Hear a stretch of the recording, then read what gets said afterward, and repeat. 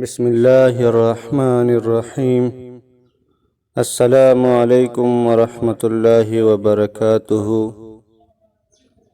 ناظرین کرام، حضرت یحییٰ علیہ السلام کا مسجد اقصیٰ میں قوم کو دعوت توحید دینا حضرت حارث اشعری رضی اللہ عنہ سے روایت ہے کہ نبی علیہ السلام نے فرمایا، اللہ تعالیٰ نے حضرت یحییٰ علیہ السلام کو حکم دیا کہ 5 باتوں پر عمل کرے اور بنی اسرائیل سے بھی ان پر عمل کرنے کو کہے۔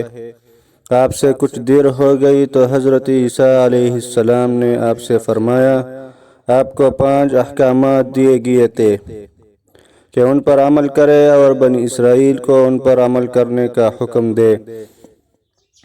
یا تو آپ انہیں یہ احکامات پہنچا دے ورنہ میں پہنچا دوں گا۔ انہوں نے فرمایا، بھائی جان، مجھے ڈر لگتا ہے کہ اگر آپ نے مجھ سے پہلے یہ احکام انہیں سنائے تو اللہ تعالیٰ مجھے سزا دے گا یا زمین میں دنسا دے گا۔ چنانچہ یحییٰ علیہ السلام نے بنی اسرائیل کو مسجد اقصیٰ میں جمع کیا حتیٰ کہ مسجد بھر گئی۔ پھر آپ اونچی جگہ پر تشریف فرما ہوئے اور اللہ کی حمد و ثنا کے بعد فرمایا، اللہ تعالیٰ نے مجھے 5 باتوں پر عمل کرنے کا حکم دیا ہے اور یہ بھی حکم دیا ہے کہ تم لوگوں کو ان پر عمل کرنے کا حکم دو۔ اللہ کی عبادت کرو، اس کے ساتھ کسی اور کو شریک نہ کرو۔ اس کی مثال ایسے ہے جیسے کسی شخص نے خالص اپنی ملکیت کے سونے یا چاندی کے عوض ایک غلام خریدا اور غلام کام کرتا تھا اور کمائی کی رقم اپنے آقا کے سوا کسی اور کو دے دیتا تھا۔ تم میں سے کس کو یہ بات پسند ہے کہ اس کا غلام اس طرح کا ہو؟ اللہ نے تمہیں پیدا کیا اور تمہیں رزق دیا ہے، لہٰذا تم اس کی عبادت کرو اور اس کے ساتھ کسی چیز کو شریک نہ کرو۔ میں تمہیں نماز کا حکم دیتا ہوں، جب نیک بندہ ادھر ادھر توجہ نہ کرے، اللہ تعالیٰ بھی اس نمازی کی طرف متوجہ رہتا ہے، اس لیے نماز پڑھتے وقت ادھر ادھر نہ دیکھو۔ میں تمہیں روزے رکھنے کا حکم دیتا ہوں۔ اس عمل کی مثال ایسے ہے جیسے لوگوں کے مجمع میں ایک شخص کے پاس تیلی میں کستوری ہو اور ہر کسی کو اس کے خوشبو آ رہی ہو۔ اللہ تعالیٰ کے ہاں روزہ دار کے منہ کی بو کستوری کی خوشبو سے زیادہ پاکیزہ ہے۔ میں تمہیں صدقہ کا حکم دیتا ہوں۔ اس کی مثال ایسے ہے جیسے کسی کو دشمنوں نے پکڑ کر اس کے ہاتھ میں اس کی گردن کے ساتھ باندھ دیے ہو اور اسے قتل کرنے کے لیے مقتل کی طرف لے جا رہے ہو، اور ان سے کہتا ہے، کیا میں تمہیں اپنی جان کا فدیہ نہ دوں؟